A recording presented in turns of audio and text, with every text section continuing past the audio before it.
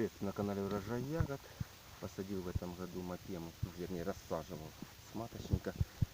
Годовалые кустики, все верхушки пообламывал. Ну, думаю, один оставлю на осень, посмотрим, что будет. Смотрите, это вот годовалый кустик, высаженный в июле, в конце июля.